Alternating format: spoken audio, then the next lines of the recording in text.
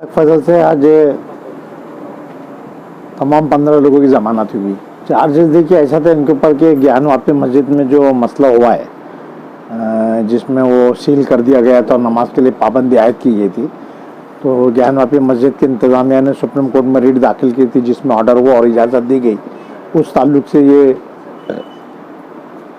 शहीदों की यादगार जो है और टावर के पास में धरना दिया गया था और इन लोगों ने स्लोगन्स लगाए थे कि ये मोदी के दौर में ये सब हो रहा है, गलत है ये, और मखसूस एक्ट है उसके दफात के मुनहरिफ होके ये काम किया गया। तो अपने गम गुस्से का इजहार किए थे। पुलिस को भी पहले एप्लीकेशन दिए थे, एसपी को भी एप्लीकेशन दिए थे, इंफॉर्मेशन दे के प्रोटेस्ट किए थे। प्रोटेस्ट के बाद पुलिस ने इन लोगों की चलो पुलिस स्टेशन बोले लेके आई और मौलाना की गच्ची पकड़ के पुलिस स्टेशन लेके आई कि बेइज्जती की थी।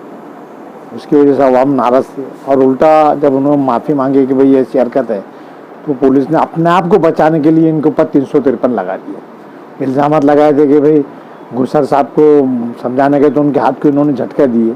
फिर पुलिस स्टेशन में लेके आए तो वहाँ पे बहुत ज़्यादा चीख पुकार चिकच की, हमको कोई परमिशन लगती नहीं, हमारे को प्रोटेस्ट करने के लिए हम कभी भी कर सकते हैं। वहाँ पे भी नारेबाजी की और पुलिस स्टाफ के साथ अच्छा सलूक नहीं था, बर्ताव अच्छा नहीं की, ऐसा बता के 353 के केस लगाए थे। और 153 ये लगाए थे, 153 है कि भाई दो मुख्तलिफ मज़ाहिब के लोगों में या दो फ़िरक़े के लोगों में ऐसे कोई बयानात देना, तकारीर करना या ऐसे कोई हरकत करना जिससे आपस में नफ़रत पैदा हो। तो यहाँ तो ऐसा कोई मसला नहीं था, किसी हिंदू के ख़िलाफ़ कुछ बोला नहीं गया था या किसी RSS बजरंग के ख़िलाफ़ नहीं बोला गया था। सिर्फ गवर्नमेंट के ख़िलाफ़, मोदी के ख़िलाफ़ नारे लगाए गए। तुम्हारे राज में ये पहले बाबरी मस्जिद का हुआ या ज्ञानवापी मस्जिद का, तो मोदी मुर्दाबाद, वो सियासी तौर पे जो नारे रहते सिर्फ वो लगाए गए थे। तो इसमें किसी दो मज़हब में तफरका पैदा करना या ऐसा कोई हरकत करना जो इंग्रेडिएंट 353 में चाहिए वो एक भी नहीं था, लेकिन इसके बावजूद भी वो लगाया गया था। और इसलिए लगाए थे कि ये महीना 2 महीना जैसा 12 नवंबर का हुआ वैसे ये अंदर रहेंगे तो और हिम्मत नहीं करेंगे। पुलिस कस्टडी मांगी थी लेकिन अदालत ने पुलिस कस्टडी नहीं दी थी। फिर कल हमने जमानत एप्लीकेशन दाखिल की, रिक्वेस्ट करके आज रखवाए थे। वो 12 नवंबर का मामला जो साहब के पास चल रहा है, DD कुरुल कर जो सख्त मिजाज है उन्हीं के पास निकला, लेकिन तमाम कागजात देख के अदालत ने सबको शर्ती जमानत दी है। सिर्फ चार्जशीट आने तक अभी रोज़ाना 10 से 11 1 घंटे तक हाजिरी लगाना ये एक शर्त दी और तमाम मुलज़िमीन की बाइज़्ज़त। ऑल इंडिया इमाम काउंसिल की तरफ से बुध के दिन जो एहतजाज किया गया, पीसफुल एहतजाज के बावजूद पुलिस ने जो सख्त कार्रवाई की और सख्त दफात लगाकर यहाँ हाजिर किया गया से लोअर कोर्ट में, और उन 15 लोगों को नासिक सेंट्रल जेल भेज दिया गया। आज एडवोकेट अजीम खान और उनकी टीम ने उनका आर्ग्यूमेंट किया और अल्हम्दुलिल्लाह 15 के 15 लोगों की बेल हो गई। हम जिस वक्त इनके ऊपर कार्रवाई हुई उस वक्त से हम उस सवाल के ख़िलाफ़ थे कि इतनी सख्त दफात नहीं लगती। जमहूरियत में सरकार की पॉलिसी और प्राइम मिनिस्टर की अगर किसी बात से हम मुतमईन नहीं हैं तो हम उनके ख़िलाफ़ बोल सकते हैं। मैं अभी भी बोल सकता हूँ, ये जमहूरियत में मुझे इजाज़त है। हम कोई बादशाहत में हम इस मुल्क में ज़िंदगी नहीं गुजार रहे हैं। उस दिन भी उन्होंने प्राइम मिनिस्टर और मोदी सरकार के ख़िलाफ़ नारा लगाया जो कि कहीं से इल्लीगल नहीं है। उसके बावजूद उन्होंने कोर्ट में ये बोला कि यार प्राइम मिनिस्टर और सरकार के ख़िलाफ़ बोला गया, जो कि हमको दस्तूर में इसकी परमिशन है, और कोर्ट ने आज उनको बेल दी। ये कहीं ना कहीं जमहूरी निज़ाम और दस्तूर पे जो हमारा भरोसा है उसको बढ़ाने की तरफ है।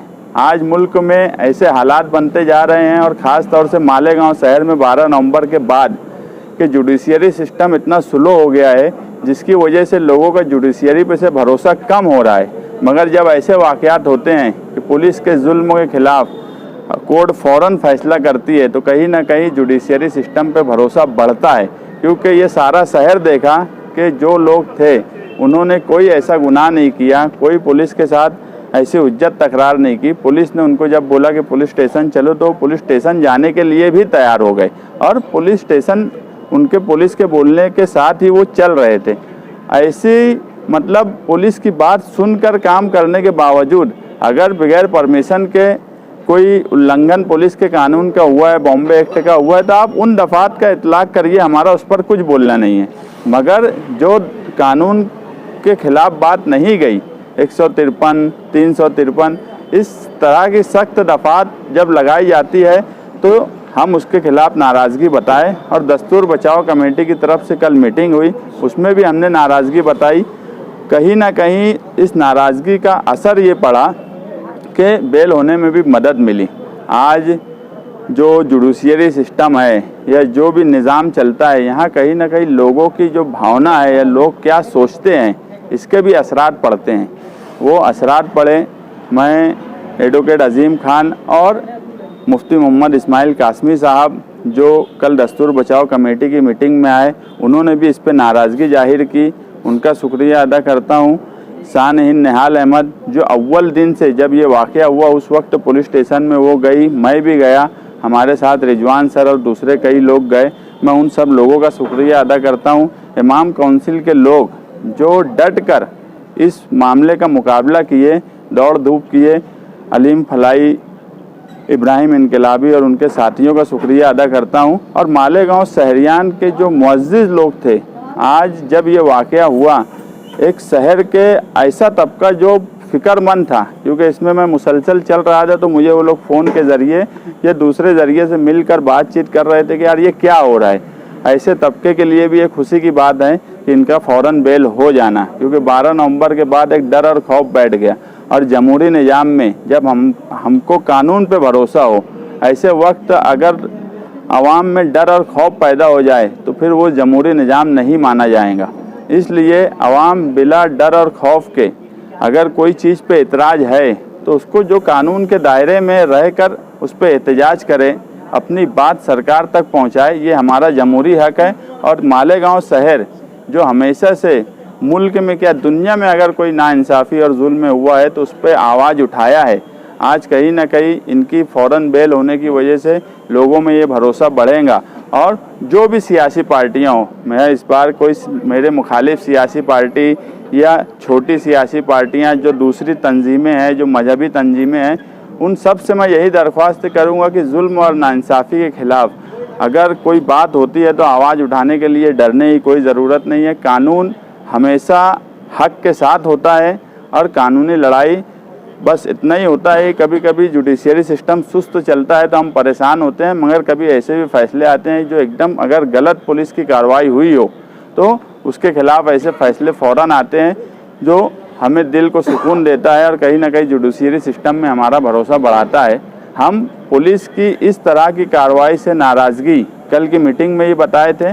और कल 22 मई निहाल साहब की यौम पैदाइश के दिन, वो निहाल साहब जो मुल्क में कहीं भी नाइंसाफ़ी हुई है तो सबसे पहले आवाज़ बुलंद की है। उनकी यौम पैदाइश पर पुलिस हमको बोलने की इजाज़त नहीं देती, पुलिस हमको कोई प्रोटेस्ट करने की परमिशन नहीं देती। इसके लिए उनकी यौम पैदाइश पर रात में 8:30 बजे से 10 बजे तक हमने बगैर लाउड स्पीकर के खामोश से एहतजाज करने की बात मुशर्रफ चौक पे रखी है, काली पट्टी लगाकर, ताकि पुलिस और सरकार तक हमारी ये नाराज़गी जाए कि यार हम इस तरह की कार्रवाई के ख़िलाफ़ हैं और इस तरह की कार्रवाई से हम नाराज़ हैं। हम अलामती तौर पर ये प्रोटेस्ट कर रहे हैं ताकि हमारी नाराज़गी पुलिस डिपार्टमेंट महसूस करे और आइंदा से अगर जो गुनाह जिसने किया है उसको उस गुनाह के हिसाब से ही उस पर कलम लगाई जाए, ये पुलिस डिपार्टमेंट भी ध्यान रखे। और पुलिस डिपार्टमेंट एक बात और ध्यान रखे कि सरकार और पॉलिटिकल पार्टी के ख़िलाफ़ बोलना ये कोई जुर्म नहीं है, ये हमारा जमहूरी हक़ है। और ये हम अगर कुछ गलत हुआ है तो उसके खिलाफ़ हम बोलते रहेंगे, फिर वो सरकारी पार्टी कितनी भी ताकतवर क्यों ना हो, वो सियासी पार्टी दुनिया की सबसे ताकतवर सियासी पार्टी क्यों ना हो, मगर जमहूरी निज़ाम में एक फ़र्द वाहिद को भी बोलने का हक़ है। और हम तो तंजीम चलाते हैं, हम हर वक्त ऐसे हालात में, ऐसे वक्त में मुखालफत करेंगे जब भी इस शहर में जुल्म और नाइंसाफ़ी होंगी।